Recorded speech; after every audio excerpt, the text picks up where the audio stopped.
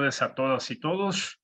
Hoy estamos empezando con un nuevo módulo, el módulo 18, que se trata sobre narrativas y perspectivas humanísticas en el cambio climático. Y este es un módulo muy especial porque lo estamos elaborando en conjunto con el Tecnológico de Monterrey, aquí con nuestro gran amigo y colega Luis Fernández Carril, que hoy nos va a presentar reflexiones filosóficas para navegar el antropoceno. Un tema sin duda de mucha importancia y cada vez nos damos cuenta más de ello. El doctor Luis Fernández Carril es investigador de ética y política del cambio climático. Ha sido profesor en el Tecnológico de Monterrey desde agosto de 2014. Actualmente se desempeña como coordinador de sostenibilidad y cambio climático dentro de la vicepresidencia de sostenibilidad del Tecnológico de Monterrey.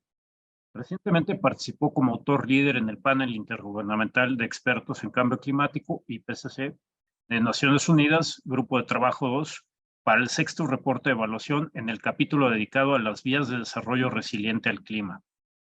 Se desempeñó como asesor legislativo y posteriormente como secretario técnico de la Comisión Especial de Cambio Climático del Senado de la República de 2015 a 2018.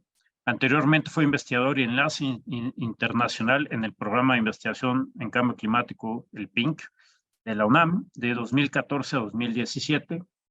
Y en cuanto a su labor en el campo de investigación, sus principales líneas son gobernanza ambiental, negociaciones climáticas internacionales, adaptación y resiliencia al cambio climático, la ética medioambiental, la educación para el desarrollo sostenible. Ha publicado artículos e impartido conferencias a nivel nacional e internacional en lugares de gran renombre como la Universidad de Oxford, la UNESCO en París, la Universidad de Yale y la Glasgow Caledonian University en Escocia. Pues es un placer enorme tenerte por aquí, mi estimado Luis, y no te quito más tiempo. Adelante, por favor. Muchas gracias, estimado Francisco. Un gusto enorme que trabajemos en conjunto en este módulo para analizar y ver distintas perspectivas desde las humanidades para reflexionar el cambio climático, para reflexionar la crisis ambiental que estamos viviendo. Así que muchísimas gracias por la apertura, por la colaboración. Y bueno, buenas tardes tengan todos, todas. Muchas gracias por conectarse.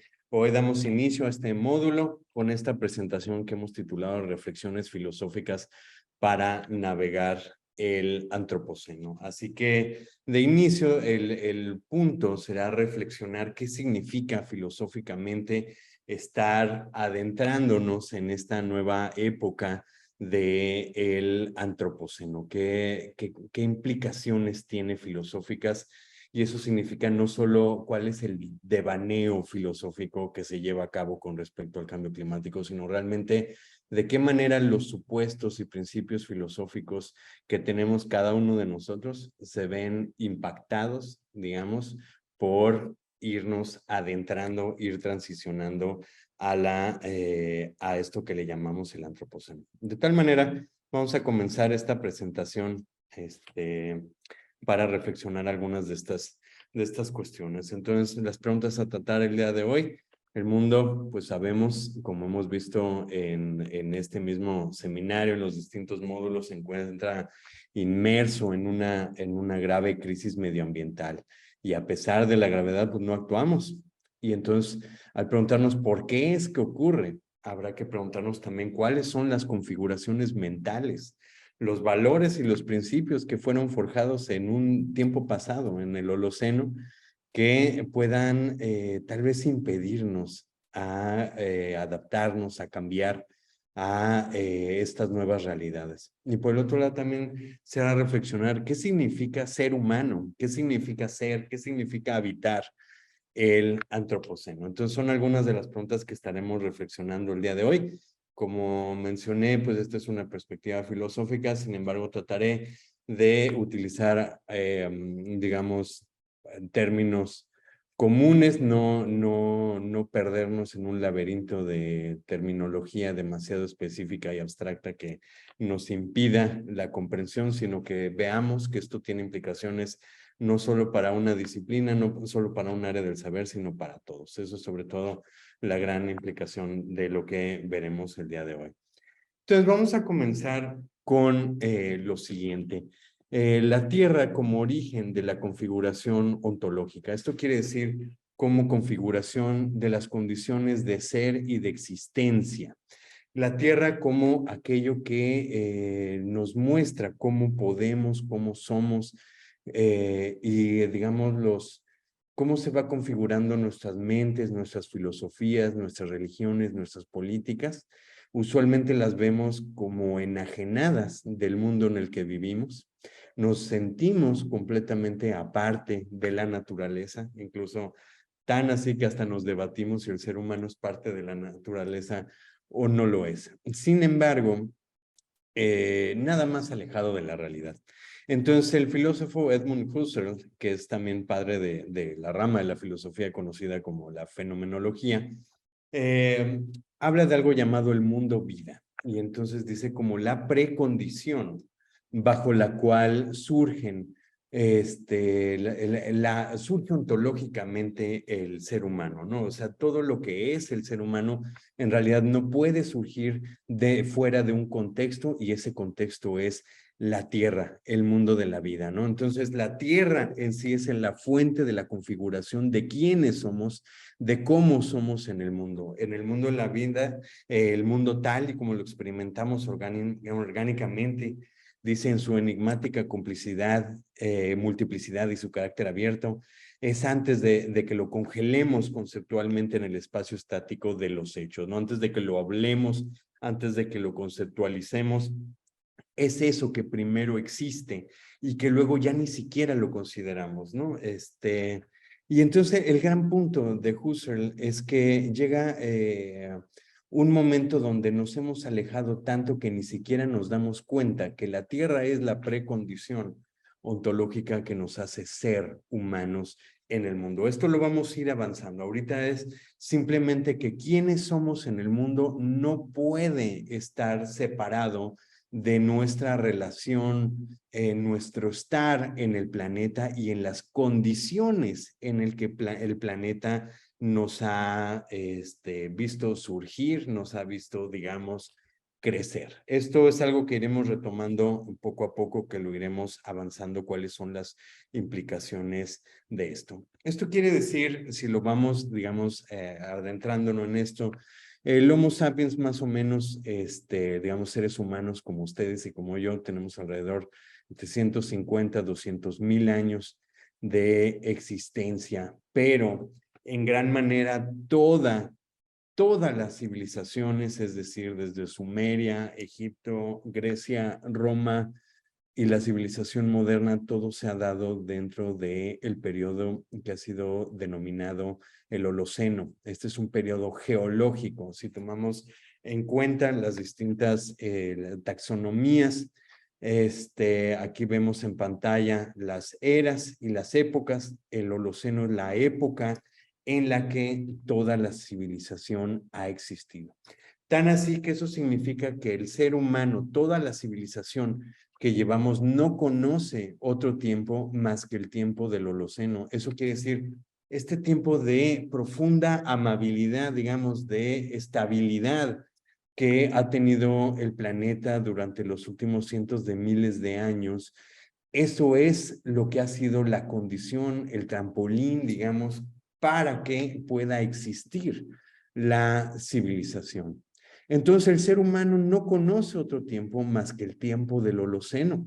Y es el Holoceno, esa época estable, lo que ha permitido en gran manera que se desarrolle la humanidad. El Holoceno como la base del florecimiento civilizatorio, ¿no? Entonces esta estabilidad, amabilidad, uniformidad en realidad que hemos visto a lo largo de estos cientos de miles de años, es lo que nos ha permitido configurarnos como civilización. Es decir, las ideas de quiénes somos, quiénes queremos ser, qué es lo que pensamos que somos, hacia dónde vamos, cuál es el propósito de nuestra existencia, de la cultura, etcétera.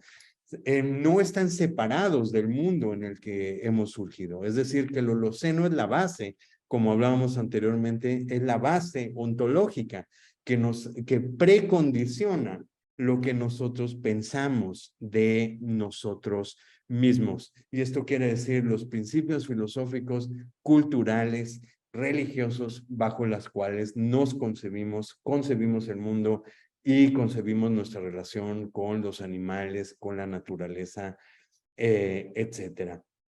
Y de tal manera, han sido, digamos, tan estables las condiciones durante este tiempo en el que se ha desarrollado todas las civilizaciones que conocemos y sobre todo, cómo ha ido moviéndose hacia la modernidad, en la que nos dice Husserl, nos dicen otros autores, por ejemplo, David Abram, entre otros filósofos, que la modernidad, y muchos otros filósofos, ¿no?, ha implicado una enajenación de la naturaleza, ¿no? Nos vamos separando de la naturaleza, o al menos eso creemos, eso ha sido la ilusión, sobre todo que nos hemos formado, ¿no? Que el desarrollo del ser humano ha sido de enajenarnos, de separarnos de la naturaleza. Lo que sí, aunque eso sea ilusión, lo que sí hemos hecho, hemos cambiado, hemos sustituido nuestra relación con el mundo de la vida, como decía Husserl, con el mundo físico, la physis, como diría Aristóteles, por la representación de lo real, es decir, por lo inmediato, por lo físico, lo hemos sustituido por una realidad simbólica. ¿Esto qué quiere decir en términos muy sencillos, muy claros? Vean a nuestro alrededor en dónde estamos, un mundo de computadoras, de internet, donde tenemos palabras como sociedad, economía, dinero, familia. Todos estos en realidad son constructos, no existen en el mundo físico. Todos estos han surgido a partir de la sociedad, y entonces llega un punto donde incluso más del 70% del lenguaje que utilizamos a diario no refiere al mundo físico, refiere a simplemente realidades simbólicas, como les digo, como dinero, como economía, como gobierno, como país, como nación. Todos estos conceptos no existen en el mundo físico, no existían previo al ser humano, sino que son constructos con lo que hemos vivido. Y entonces hemos cambiado de nuestra relación física por en realidad vivir en un mundo sumamente simbólico. Entonces, en esta modernidad sobre todo se refiere a un proceso de abstracción simbólica, de enajenación de lo físico hacia lo mental. Entonces, Platón decía de la existencia de un mundo de las ideas, en realidad del mundo ideal, de lo fijo, donde existen las esencias, pero en realidad ese mundo no está separado, está aquí en esta tierra, y no nos damos cuenta que en realidad habitamos más un mundo de ideas. En realidad, con lo que nos relacionamos a diario son un mundo más de constructos sociales, más que de un mundo, más que del mundo físico, ¿no? A eso es a lo que nos referimos, que ha cambiado por la realidad simbólica, hasta tal punto que nos hemos olvidado que en realidad estamos partiendo del mundo de la vida, del cual nos estamos refiriendo a través de Husserl. Esto llega a un punto donde en esta enajenación, en estos supuestos que se crean en el Holoceno, esta realidad simbólica significa implicaciones culturales, filosóficas, religiosas, etcétera. Y entonces la estabilidad misma de vivir en el Holoceno nos ha hecho creer que existen ciertos principios filosóficos con los cuales hemos basado nuestra existencia. En gran manera, uno de estos principios es el principio de uniformidad de la naturaleza. Esto originalmente lo planteó el filósofo David Hume en el siglo XVIII. Y en realidad él hablaba del presupuesto que tenemos los seres humanos de pensar que las leyes de la naturaleza son inmutables e incambiables. Entonces, David Hume decía a través de toda esta cuestión, el principio de la inducción, que en realidad esto es más bien, no sabemos la realidad de eso, sino que simplemente lo inducimos porque así ha sido siempre, digamos. Entonces eso, digamos, pone un cuestionamiento a los supuestos, a los principios científicos que, digamos, no abundaré demasiado en ello. Sin embargo, esta uniformidad de la naturaleza no solamente es en cuanto a la inmutabilidad de las leyes de la naturaleza, sino que incluso permea cómo creemos que es el mundo a nuestro alrededor. Y esto se puede ver, por ejemplo, en los debates del siglo XIX, un siglo después de Hume, cuando empiezan a surgir los debates con respecto a la evolución. Entonces, sobre todo, previo a Darwin, existía una serie de debates entre el fijismo, que eso es básicamente creer que el mundo es y ha sido siempre el mismo, que eso era básicamente lo que se había considerado, son los mismos animales, el mundo siempre ha sido igual, y el catastrofismo, pensar que ciertos catástrofes, ciertos desastres habían modificado la existencia. Muchas personas consideran que el mundo siempre había sido igual desde el Génesis en ese entonces, ¿no? Que el mundo había creado, Dios había creado el mundo de cierta manera y no había cambiado hasta ahora. Y aunque eso podríamos pensar que es solamente la base de una religión en particular, es, digamos, un supuesto que se ha permeado, que ha ido, más bien se ha ido permeando en el mundo incluso secular, ¿no? O sea, esto va hasta científicos que abiertamente rechazaban la evolución, el mundo no cambia, el mundo es el que es.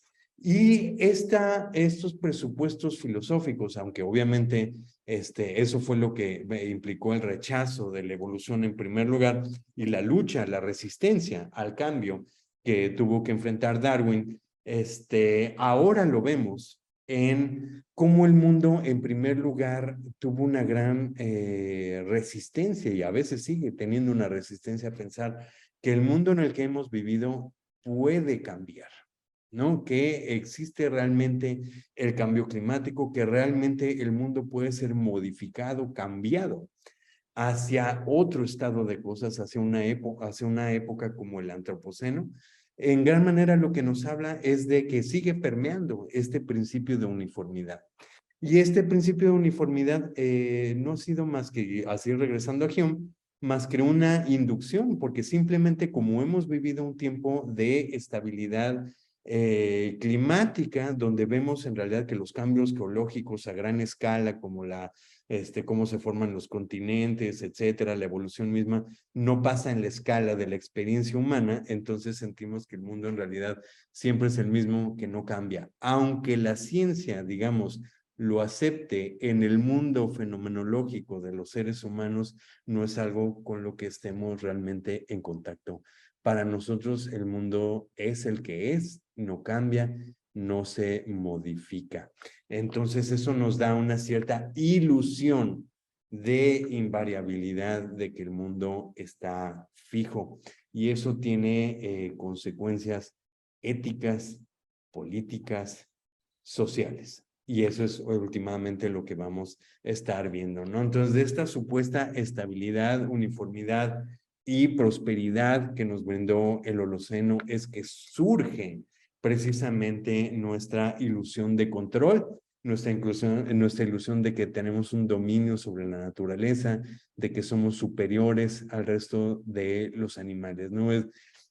Ha sido tanto el tiempo que nos hace creer que el mundo es tan estable que tenemos dominio sobre la naturaleza, ¿no? Entonces, este mundo de la vida tan estable nos precondiciona filosóficamente a decir, oye, pues si tenemos tanta estabilidad, podemos hacer esto, podemos hacer otro, eso me hace creer que tengo dominio sobre la naturaleza, ¿no? Entonces, sin saberlo, sin ser realmente conscientes, construimos una realidad, construimos, configuramos nuestro papel a partir de esta estabilidad y esto nos proporciona ciertas visiones del mundo, de cómo nos relacionamos con nosotros mismos, con los demás, con la naturaleza, con los animales. Y a partir de esta estabilidad del Holoceno construimos imaginarios, cosmovisiones, narrativas, y conceptos como naciones, como fronteras, o sea, un concepto como frontera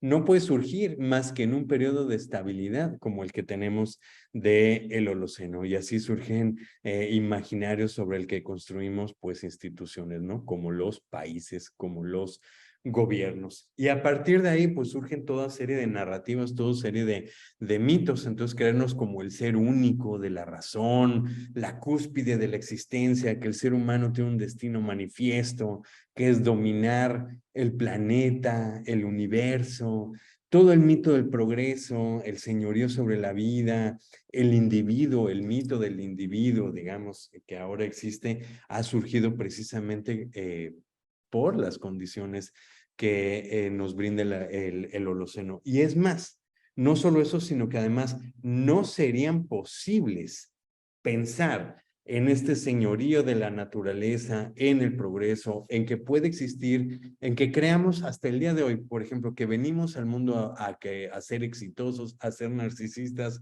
a ser egoístas. Esto no puede ser más que en un mundo próspero, como el que ha sido en el que se ha desarrollado la humanidad, en el que estamos actualmente. Son las condiciones incluso para que exista este tipo de narcisismo y de egoísmo. Así es como hemos configurado quiénes somos como humanos y la cultura de forma consciente y sobre todo inconsciente, ¿no? Y pues ahí vivimos, ¿no? Vivimos con una narrativa de dominio donde somos los seres sumamente inteligentes que podemos controlar nuestro propio destino, la naturaleza, el mundo e incluso el universo. Aquí en pantalla, la pintura del progreso guiando a la gente como muestra de esta ilusión, de esta narrativa que nos hemos ido creando, ¿no? Entonces, pues ahí es donde surgen, en este holoceno, en esta prosperidad y en esto que yo llamo una ontología de la prosperidad, es donde es posible que surja el individuo como el eje del universo, donde surgió la visión mecanicista del mundo, el materialismo, el narcisismo, el individualismo solo puede existir, solo puede darse en condiciones de prosperidad, en condiciones de abundancia. Es ahí donde surge también la voracidad del mundo actual, del mundo hiperconsumista, donde creemos que existimos para ser felices, donde pensamos que podemos ignorar a los demás, donde lo único que importamos somos nosotros mismos, es precisamente esta prosperidad, estas condiciones de vida que nos dieron el Holoceno. No lo sabemos conscientemente, pero es finalmente el trasfondo. Si yo creo que yo puedo tomar y tomar y tomar de la naturaleza, es porque creo que pues la naturaleza puede dar por siempre, ¿no? Y eso es finalmente una ilusión que ha creado precisamente la prosperidad de vivir en condiciones amables del Holoceno. Entonces, a partir de esto que configuramos este orden, sin embargo, esto es una ilusión, no es real, es simplemente el tiempo de estabilidad ha sido tal, ha sido por tanto tiempo que nos hace pensar que es la realidad, que lo hemos confundido como tales, pero esto no es más que una mera ilusión. Y es así que mientras nos creemos, nos hemos tal amabilidad, tal estabilidad, por tanto tiempo que nos hemos creído nosotros mismos estas narrativas, estos mitos que nos hemos ido dando.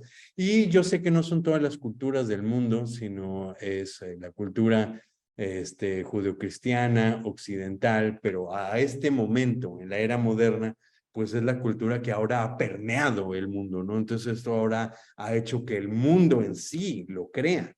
Yo sé que existen comunidades originarias, que existen otras culturas que piensan de otras maneras, pero la propia hegemonía de esta cultura hace que entonces todo el mundo termine absorbiendo, asumiendo estos mismos principios filosóficos, esta misma ontología.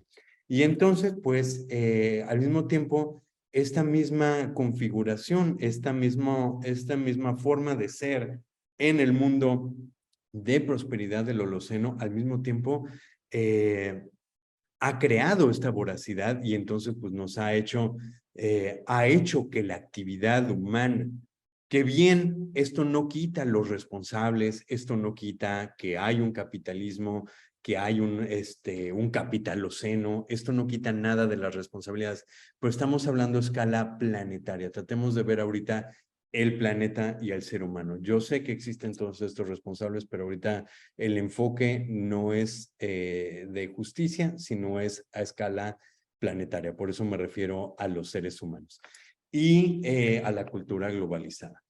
Y entonces, digamos, la actividad humana, pues mientras ha llevado ahora, mientras nos lo estábamos pasando padrísimo en el Holoceno, pues hemos llevado esta voracidad que fue precisamente acuñada, este capitalismo, todas estas formas de ser, este narcisismo, materialismo, todos estos ismos han llevado y están llevando el planeta pues a un estado crítico, ¿no? Lo vemos por todos lados, como esta desestabilización lo vemos en distintos ámbitos, ¿no? Aquí no me detengo demasiado para hablar del reporte del IPCC, vemos cómo estamos calentando el mundo, donde los fenómenos extremos se vuelven cada vez más frecuentes, intensos, cómo el cambio climático ya está afectando no solo de forma focalizada, sino ya de forma general el mundo.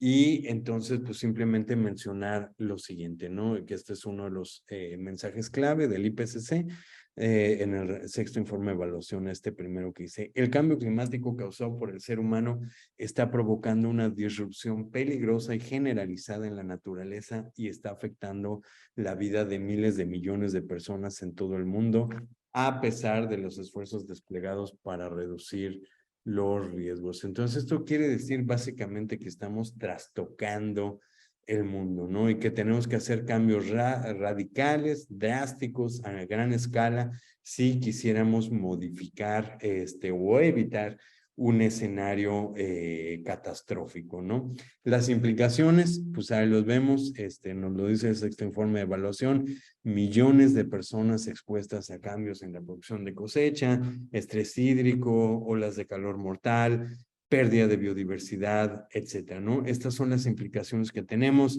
con el cambio climático, lo que estaremos viendo con 1.5 grados, con 2 grados, con 3 grados, que es como vamos con respecto a las acciones que está tomando el mundo para enfrentarlo.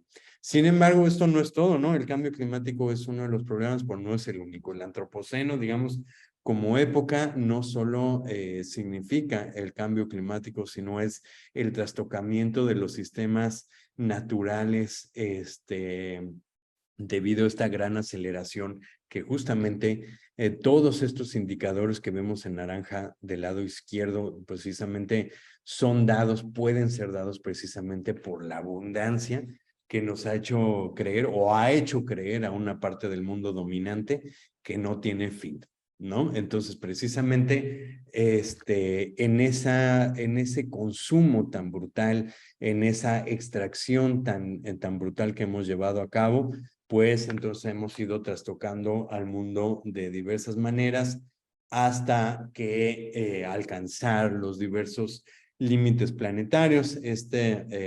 Marco de los límites planetarios, acuñado por Johan Rockström y compañía, el Stockholm Environmental Institute por ahí de 2009 y ahora publicado a los 10 años en 2019 una actualización de cómo estamos modificando los límites planetarios, ¿no? Entonces esto básicamente, para no entrar en detalle, en los distintos módulos que han visto con el PINC, se han visto distintos aspectos de tanto del cambio climático como de este trastocamiento de los límites planetarios, entonces simplemente que hemos modificado por completo el planeta. Y esto es lo que nos ha llevado a el antropoceno.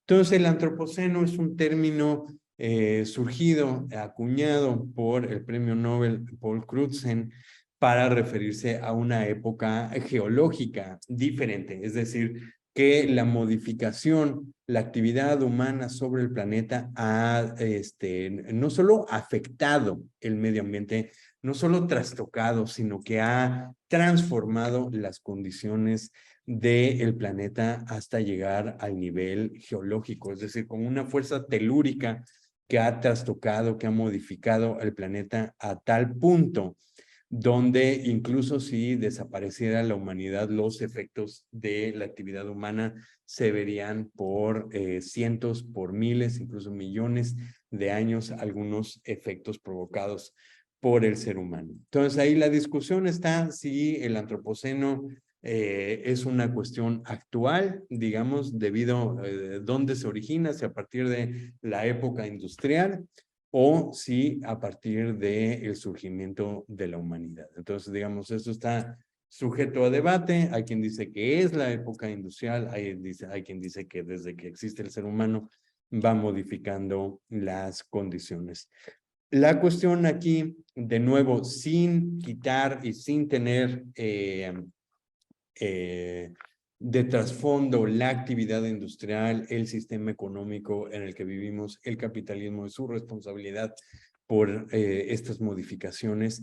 Viéndolo a escala planetaria, es que podemos ver que la época del antropoceno significa la transición del Holoceno a una nueva época. Esto no quiere decir una época de señorío de la humanidad, porque a veces dice, se menciona, se critica que el antropoceno, al decir la época del ser humano, como me refiere la raíz misma griega, parecería a que habla de una época de dominio, pero en realidad es todo lo contrario. La época de dominio fue el Holoceno.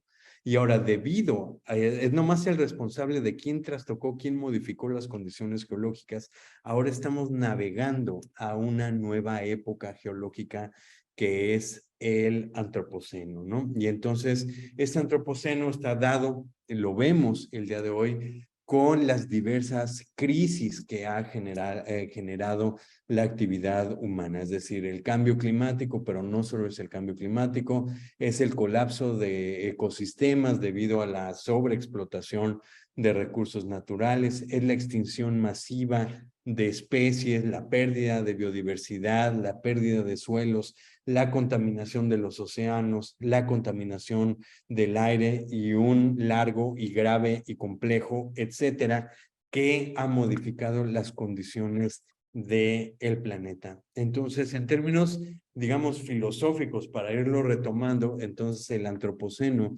digamos, no es solo una taxonomía geológica, sino que refiere a una nueva realidad, a un mundo trastocado, modificado irreversiblemente por la actividad humana. Y esto significa que las condiciones de existencia, el mundo a nuestro alrededor, se está transformando. Y al mismo tiempo, esto significa que la configuración, nuestras condiciones de ser y estar, se verán afectadas, se verán transformadas igualmente. Entonces, lo que vemos a nuestro alrededor, los distintos efectos, además de la extinción masiva de especies, del cambio climático, ya lo estamos viendo, es decir, no está en el horizonte el antropoceno, sino que ya lo estamos navegando. Ver la pandemia que hemos estado viviendo, ver casi cualquier día de voltear a ver el mundo tan profundamente contaminado, las modificaciones que además ha llevado a cabo el ser humano. Incluso hay filósofos que hablan de que ya no existe la muerte del mundo natural, que ya no existe ni siquiera el mundo natural, que eso es más bien una cuestión esencialista, pero que el mundo natural ha sido modificado de tal manera por la humanidad que ya no existe realmente el mundo natural, ¿no? Eso lo vemos de distintas maneras, como ya no existe un lugar en el mundo donde la lluvia, por ejemplo, se pueda recolectar y beber de forma tranquila. Ni siquiera en la Antártida encontramos agua que esté completamente limpia, ¿no? O sea, el mundo de distintas maneras en términos de alimentos, de los animales, de las condiciones de existencia, ha sido modificado. Ya es otra la naturaleza que no es esa naturaleza originaria. Y eso es parte de estar adentrándonos en el antropoceno, que el mundo se ha transformado. Ya no es ese mundo original que estamos viviendo y que además, debido a los embates, a los impactos, a los escenarios catastróficos que estamos viviendo y que estaremos viviendo en el futuro, no solo por el cambio climático, sino por las diversas crisis, van a modificar, para regresar al aspecto filosófico, van a modificar nuestro ser y nuestro estar en el mundo. Y mientras, frente a los escenarios, pues, ¿qué está haciendo los gobiernos? ¿Qué están haciendo el mundo? Pues muy poco, ¿no? Por eso es que pues, es muy probable que en las próximas décadas, no solo por el cambio climático, vemos los gobiernos del mundo actuando muy mal, y es en gran manera al preguntarnos por qué es que los gobiernos, por qué es que las personas no asumen las implicaciones de lo que significa las implicaciones catastróficas de las crisis que vemos, en gran manera es porque estamos acostumbrados, digamos, a las condiciones estables del Holoceno. Y entonces no nos creemos que el mundo puede ser modificado de tal manera, que realmente el mundo a nuestro alrededor está cambiando. No nos la creemos, porque nuestros propios presupuestos, nuestra propia condición de ser y estar del Holoceno nos ha hecho creer, por ese principio de uniformidad que hablábamos anteriormente, que el mundo siempre estará bajo el dominio de los seres humanos, que el mundo siempre será igual de estable, que las condiciones, incluso por adversas que veamos, las podremos cambiar, las podremos modificar. Frente a esto, frente a esta ilusión de dominio que vemos, viene lo que se denomina la venganza de lo real, que este es un término acuñado por el politólogo y filósofo Benjamin Bratton en un libro del que mencionaré en unos momentos. Aquí en pantalla vemos al rey Canuto, rey de Noruega, en el siglo XI, con una historia que es conocida y que nos sirve para ejemplificar lo que estamos viviendo. ¿Por qué estamos actuando de esta manera frente a la crisis?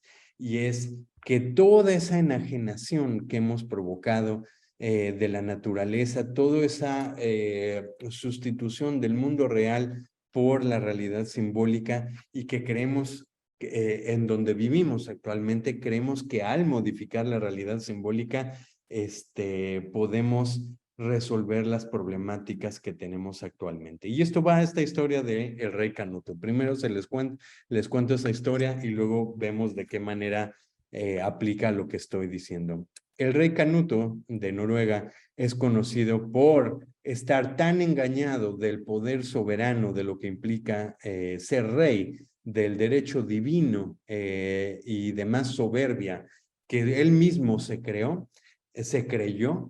que con solo decir alto a las olas lo iban a obedecer. Y es lo que estamos viendo en pantalla, al rey Canuto ordenando al océano que se frene. Y esto es en gran manera, si hacemos una traspolación a lo que estamos viviendo actualmente, así es como estamos enfrentando la condición del antropoceno. Por esa sustitución de la realidad simbólica, creemos que con palabras vamos a poder modificar el mundo. Entonces, esto me voy a ir muy rápido. Básicamente, ahí de nuevo tenemos al rey Canuto, con las olas. Vemos del otro lado esta imagen que ha sido muy conocida en tiempos recientes de qué hemos hecho frente al descubrimiento, frente al riesgo del cambio climático. Vemos que para el bla, bla, bla somos buenísimos, ¿no? Tenemos más de un siglo de saber del cambio climático, tenemos más de 70 años, 60 años de saber que el cambio climático iba a ser una verdadera amenaza. Y a partir de ello hemos hecho pues conferencias, reportes, más conferencias de Naciones Unidas, el protocolo de Kioto, el Acuerdo de París, y no solo eso, otro tipo de cosas, la conferencia del medio ambiente humano de Estocolmo, el informe de Brundtland, la Carta de la Tierra, los objetivos del milenio, los objetivos del desarrollo sostenible. Y mientras tanto, mientras que en términos retóricos hemos hecho de todo para disque enfrentar los riesgos de la crisis ambiental generalizada, del cambio climático, pues la realidad ahí está, ¿no? Aquí vemos en pantalla cómo este déficit ecológico en el mundo, que pues mientras en la retórica el desarrollo sostenible está en boga, cada vez se escucha más, la realidad nos dice que en realidad el desarrollo sostenible no existe más que como idea, ¿no? El mundo cada vez es más insostenible, cada vez tenemos un mayor déficit ecológico. Por el otro lado, la temperatura se nos va, se nos va, se nos va, y queremos resolver todo con tratados internacionales, con palabras, con retórica, con ideología. Entonces díganme si no es diferente del rey Canuto queriendo atacar. Ahí si vemos la ola como los embates ambientales, climáticos, estamos queriendo enfrentar esto con palabras, con retórica, con realidad simbólica, y creemos que mientras más tratados hagamos, mientras más retórica, podemos resolverlo. Sin embargo, como nos ha mostrado la naturaleza, pues a la naturaleza no le importan las buenas intenciones de los gobiernos, no le importa la retórica, lo único que le va a importar son las acciones reales y contundentes, y esas no estamos haciendo. Lo único que estamos haciendo es hablar. ¿Por qué? Porque eso es lo que sabemos hacer, sabemos hablar. Así es como hemos resuelto guerras. Las guerras, incluso las guerras mundiales, se resuelven con palabras, con tratados.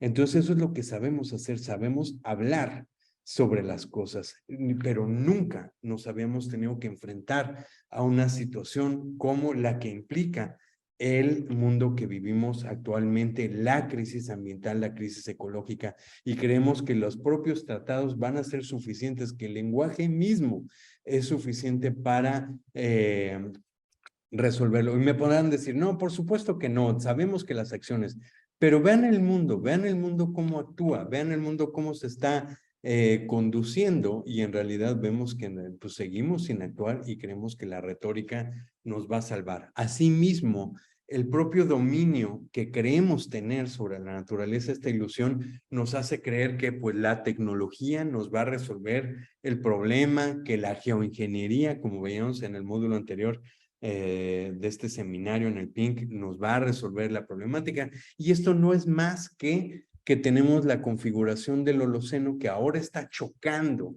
con las condiciones del Antropoceno. Entonces hay una violencia ontológica de estar adentrándonos en el Antropoceno, ¿no? Con la llegada del Antropoceno nos encontramos con un mundo cambiante, mientras que tenemos un aparato fijo, incapaz de asimilar que el mundo está cambiando a nuestro alrededor. Por eso le aventamos las mismas soluciones. Y hablamos de economía verde, y hablamos de bonos de carbono, y hablamos de cómo la tecnología nos va a poder resolver, porque seguimos bajo los presupuestos que fueron gestados en el Holoceno, que creemos que nos van a resolver las problemáticas que tenemos, ¿no? Entonces nos dice Benjamin Bratton en esto que se llama la venganza de lo real.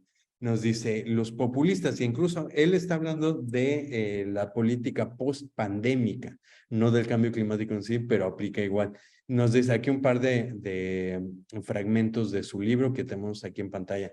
Dice, los populistas hoy en día confían en el poder de sus propios gestos, pero la pandemia es una revelación irruptiva de la compleja realidad biológica del planeta en el que estamos entrelazados. Y esta realidad subyacente es apática a las tramas y lecciones míticas que intentamos proyectar sobre ella. Dice, la venganza de lo real es también el retorno de lo reprimido. Fíjense cómo a través de decir cuántos gobiernos, a Trump mismo o otras personas diciendo, no, la pandemia no existe, no va a pasar nada, lo vamos a poder resolver rápidamente, y vimos cómo en realidad la pandemia rápidamente nos dijo, no vamos a poder meter el asunto debajo del tapete como otros problemas ambientales, etcétera, por más que se intentó cubrir, aventarle palabras, aventarle retórica, aventarle ideología, no pudimos meter debajo del tapete la pandemia, ¿no? Entonces nos dice el filósofo Benjamin Bratton, dice, la venganza de lo real es también el retorno de lo reprimido. Reprimidas están las realidades biológicas de la coevolución de la sociedad humana con los virus, la realidad epidemiológica de las poblaciones, el cálculo real de la libertad positiva y negativa. Todo ello en nombre de varios placebos, el principal de los cuales, como argumentaré, son los mitos de la autonomía individual.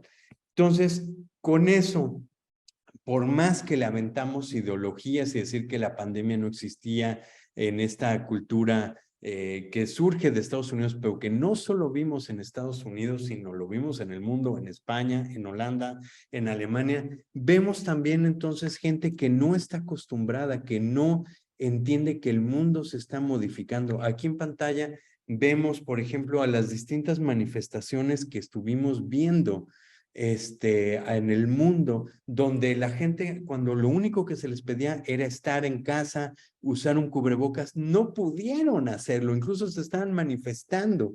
Y entonces a esta gente que es narcisista, es egoísta, es porque vive bajo condiciones, configuraciones del Holoceno y que ahora es incapaz de asimilar que el mundo ya no será así, ¿no? Fue incapaz de asimilar que el mundo estaba viviendo una pandemia y que ahora con el cambio climático veremos algo similar. El mundo ya no es ese mundo amable, pacífico, donde se gestó toda la civilización, que tendremos que cambiar.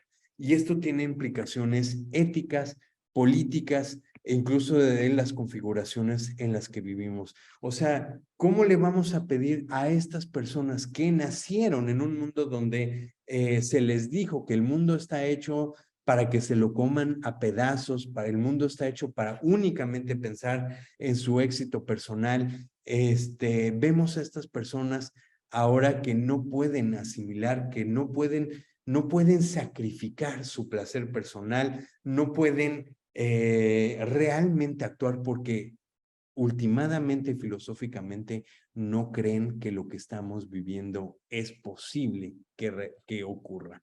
Finalmente, esa es la condición. Y pues al mismo tiempo también esa resistencia la vemos a nivel político, ¿no?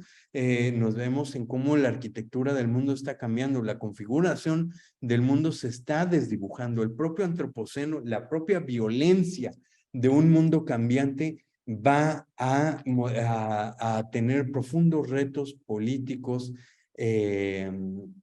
económicos, etcétera.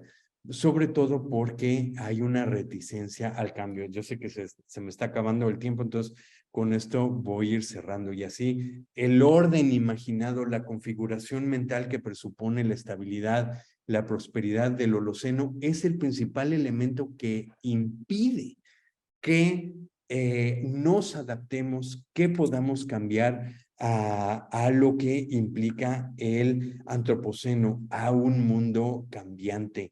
Y sobre todo es también la razón por la cual estamos atrincherados, incapaces de cambiar, negados a cambiar, aventándole las mismas soluciones políticas de un mundo anterior, un sistema económico anterior, un sistema político anterior donde, por ejemplo, aquí como vemos en pantalla, la propia noción de Estado-nación, de soberanía, de fronteras, deja de existir en un mundo como el antropoceno y mientras tanto, pues nos vamos atrincherando en nacionalismos, en no querer aceptar a los demás, a aquellos que se quedan sin países, etcétera, ¿no? Entonces, pues ahora con un mundo turbulento y desconocido nos estamos enfrentando a un mundo cambiante con personas, instituciones y sistemas económicos incapaces de transformarse porque fueron programadas para circunstancias prósperas, estables y controladas. Entonces ahora con un mundo caótico comienza a manifestarse en la vida cotidiana de seres con un aparato mental, con un orden imaginario gestados en la prosperidad, entrenados para el individualismo, para los que ahora se les exige sacrificar su comodidad, conducirse con templanza y con frugalidad. Entonces, pues esta es una receta para el caos, ¿no? Entonces, de este modo, las configuraciones mentales, las narrativas, las visiones, los valores, las actitudes de las instituciones que se originaron en la prosperidad, ahora se resisten al cambio y no podrán, sobre todo, sobrevivir a un mundo de escasez, como será el antropoceno, de turbulencia, pero se irán resistiendo a morir. Las nociones del sistema económico actual, de los países, las configuraciones políticas, se resisten a morir, a modificarse, pero al mismo tiempo eso irá exacerbando las condiciones que nos están llevando. Entonces, los diversos impactos de las crisis ecológicas actuales, incluida la pandemia, nos muestran que hemos dejado la comodidad del Holoceno para adentrarnos en del Holoceno para adentrarnos en el Antropoceno. Y entonces queremos pensar que podremos modificar el mundo diciendo hay que ser mejores, hay que ser lindos, hay que pensar en los demás, hay que pensar como si se tratara de un mundo ideal. La cuestión es que no será el idealismo lo que nos saque de ahí, sino más bien las propias condiciones violentas del antropoceno lo que nos lleve ahora a lo que nombro como una ontología de la precariedad. Esto quiere decir que un mundo desestabilizado, desigual, de escasez, hará surgir nuevos imaginarios, nuevas cosmovisiones, nuevas relaciones con el mundo. Eso no significa un mundo ideal, pero eso significa nuevas relaciones con el mundo, nuevas cosmovisiones e incluso comportamientos como producto de esta precariedad, de la escasez y de la turbulencia. Ya nomás me llevó a la conclusión. Entonces, el mundo, la configuración mental no es independiente del mundo al que estamos alrededor.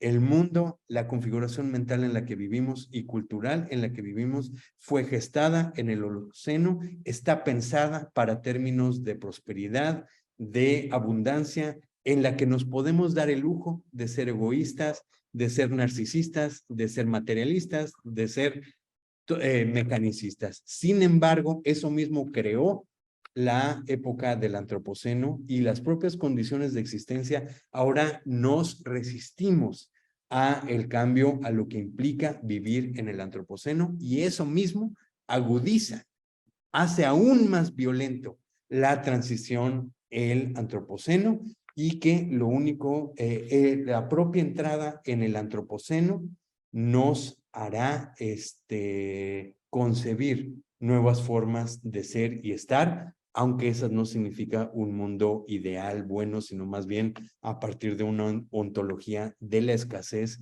de la precariedad. Simplemente para terminar, si quieren abundar en este tema, que dejé muchas cosas que se podría abundar mucho más. Aquí les dejo un par de artículos donde hablo más al respecto de lo que estamos tratando el día de hoy. Espero haber detonado, digamos, una reflexión de qué significa vivir en un mundo trastocado, distinto, que implica vivir, ser en el antropoceno. Y con eso, pues les doy las gracias por su atención. Dejo mi correo ahí en pantalla y pues muchas gracias por estar con nosotros el día de hoy. Dejamos espacio, no sé si haya tiempo, Francisco, para preguntas. Sí, sí, oye, muchísimas gracias por esta visión, digamos, tan complementaria a lo que normalmente discutimos, pero a veces se nos pasa, ¿no? Y destaco aquí unos puntos muy importantes, ¿no? O sea, como tú bien dices, esto se trata de cambiar la configuración mental de la sociedad, de todos nosotros, de cómo hemos entendido el mundo desde que hay civilización, básicamente, ¿no? Entonces, eso es un reto formidable, ¿no? Y más formidable cuando uno se pone a ver los límites que tenemos, por ejemplo, lo que nos dice la ciencia en 10 años, en 5 años, a lo mejor ya es tarde, ¿no? ¿Cómo compaginar ese tipo de cosas? También me resuena mucho lo que estabas diciendo, ¿no? O sea, vamos a entrar a un mundo que la civilización no ha conocido. Y eso pues, por ejemplo, me explica a veces por qué de pronto cuando uno habla de cambio climático, la gente inmediatamente se va a eventos extremos, ¿no? Quieren hacer el símil con eventos extremos. ¿Por qué? Porque es lo que conocen, ¿no? Y realmente es una representación muy, muy pobre de lo que cambio climático implica y de las consecuencias que puede tener. Y como último, para ver qué nos dices, también hay una cosa que se conjuga con todo esto que es de terror, ¿no? Porque si vamos a salir del mundo como lo conocemos como civilización, ¿qué es nuestra guía? O sea, ¿qué es lo que podemos usar como guía? Es la ciencia, es las proyecciones de la ciencia, el conocimiento en el amplio, digamos, concepto de conocimiento. Y es ahora cuando tenemos más escepticismo y más una parte enorme de la sociedad que repele este tipo de cosas, sobre todo el conocimiento moderno, le resulta muy incómodo, no sé cómo llamarlo, ¿no? Entonces, ahí te dejo esta y tenemos 3 preguntitas más del público, a ver qué nos dices. Muchas gracias, Luis. Está apagado tu micrófono. Ya, listo. Claro, por supuesto, lo que mencionas completamente es cierto, pero además, uno, nos damos, con estas condiciones del Holoceno, nos pudimos dar el lujo de ni siquiera creer en la ciencia, que decir, no existe, no, la Tierra es plana, la pandemia no existe, el cambio climático no existe, etcétera, porque las propias condiciones de prosperidad o supuesta prosperidad nos daban el lujo de ser de esta manera. Y ahora que necesitamos ser tan guiados por la ciencia, no tenemos las condiciones mismas para creerlas. Y no solo eso, digo, no creemos en la ciencia, pero además la ciencia no nos dice quiénes debemos ser, cómo ser en ese mundo. Entonces, ahí hay un doble reto. No creemos en la ciencia y además no sabemos qué significa en un mundo que es cambiante, que es turbulento, que es violento, que es escaso. Eso es algo que no conocemos. Y si el panel intergubernamental de expertos en cambio climático nos dice, necesitamos cambios rápidos, profundos, a gran escala, y dice, y sin precedentes, eso nos dice que la historia hacia atrás no nos da referente de qué es lo que necesitamos hacer. No existe, no ha habido nada en la historia humana que nos pueda ayudar a entender qué es lo que tenemos que hacer hacia adelante, precisamente porque toda la civilización se ha dado en estas condiciones. Entonces, eso preocupa aún más de cómo vemos el panorama hacia adelante, porque no solo nos enfrentamos a condiciones físicas que no conocemos, sino además aún cómo ser en el mundo que no conocemos. No sabemos lo que significa estar en un mundo turbulento, solo sabemos las amabilidades de este mundo que ahora estamos dejando. Súper, súper importante lo que comentas. Y bueno, vamos a las preguntas que tenemos del público. Ana Yatsin de Sagrario nos dice, ¿el antropocentrismo es parte del negacionismo ante el cambio climático? ¿Y cómo la cosmovisión de comunidades indígenas reconozca el cambio climático y respete su entorno? De antemano, muchas gracias y excelente ponencia. Muchas gracias. El antropocentrismo es precisamente, ahí incluso puse un dibujo del ser humano ahí como cúspide, ¿no? Como pirámide. Es otra de las condiciones de los lujos que nos pudimos dar en el Holoceno, ¿no? O sea, de pensar, pues pudimos modificar, podemos dominar, podemos crear ciudades, podemos crear imperios, etcétera. Bueno, eso es muy fácil, se antoja, ¿no? Decir, pues somos la cúspide de la creación, somos los más fuertes, somos los más inteligentes, somos lo máximo, ¿no? O sea, incluso creer que estamos hechos a imagen y semejanza de Dios, somos lo único que importa en la naturaleza. Todos esos son condiciones que nos podemos dar el lujo de dar por las condiciones del Holoceno, ¿no? Ahí es donde surge el antropocentrismo y ahora precisamente al adentrarnos en el antropoceno es que decimos, bueno, tenemos que tener una visión cosmocéntrica, biocéntrica, pero esta condición no se va a dar, digamos, nada más porque creer en el ideal, sino más bien va a estar dada por la violencia de que ese antropocentrismo ya no es posible, ya no nos podemos dar el lujo ¿no? O sea, no es por el cambio a un mundo ideal, sino es que simplemente ya no existen las condiciones físicas, económicas, sociales para darnos ese lujo. Y entonces, en lo que mencionaba al final de la ontología de la precariedad, ¿no? De un mundo escaso, violento, degradado, es donde tal vez pueda surgir y hacerse una realidad terriblemente, una visión más cosmocéntrica, más bien desde lo que perdimos, más que de lo ideal. Pues terrible, pero sí.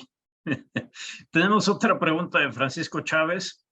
Dice, si es plausible justificar el uso del término antropoceno frente al capitaloceno, en el sentido de que su uso conduce frecuentemente a colocar una absoluta responsabilidad del problema medioambiental a la clase burguesa dominante. Sin embargo, no puede hablarse siempre con ese argumento de la devastación ambiental generada por el capitalismo. La ideología capitalista no es forzosamente falsa conciencia, también puede ser cínica y consciente, así como psicológicamente inconsciente. La clase asalariada es claramente partícipe de la ideología del sistema, así como las otras clases dominadas precapitalistas. Ya, pero creo que no era pregunta, ¿no? Es más bien como Como un afirmación. Sí, comentario. como sí Bueno, es. la pregunta es si se puede justificar el uso del antropoceno frente al capitaloceno. Hay nomás, quisiera hacer mucho énfasis para que a todo mundo le quede muy claro. Al yo hablar de el ser humano aquí, no estoy de ninguna manera desdibujando los responsables de la crisis, la participación del neoliberalismo, del capitalismo, de las empresas, del sector privado. O sea, no estoy para nada haciendo a un lado, ¿no? El punto de énfasis aquí en lo planetario o en el ser humano es simplemente estamos hablando de escalas geológicas, ¿no? Entonces ahí últimamente haya sido el capitalismo, o sea que finalmente somos los seres humanos los que tendremos que vivir con las consecuencias de ello, ¿no? Por eso hablaba del antropoceno, pero siempre cuando hablamos de justicia, siempre hacer el énfasis en la responsabilidad que conlleva, ¿no? Entonces, haciendo un poco de énfasis en eso. Sí, claro. Y pues ya para cerrar, tenemos una pregunta de Sadit Sánchez que nos dice, ¿cree que este nuevo mundo tan turbulento pueda cambiar nuestra relación con la naturaleza? ¿Puede existir algo de esperanza? Sí, por supuesto. Sé que aquí en general estoy hablando de cosas más bien como terribles y deprimentes, pero también existe esto o sea, sí se puede brindar esperanza en el sentido de que esa propia ontología de la precariedad también da origen a otros sentimientos, otros valores. O sea, por ejemplo, la compasión, la preocupación por los demás, en realidad puede gestarse precisamente por las condiciones de escasez, de turbulencia, etcétera. Hay gran cantidad de estudios, o sea, por ejemplo, en general cuando pensamos en un mundo que degradado, de colapso, en general pensamos como al ser humano ahorcándose los unos a otros, ¿no? Como decía Hobbes, ¿no? La guerra de los unos contra los otros, pero en realidad son estas condiciones de desastre donde también hay gran cantidad de ejemplos de hermandad, de compasión. Por ejemplo, veamos un terremoto, ¿no? Los grandes terremotos que han ocurrido en la Ciudad de México, eso han sido lo que han detonado en realidad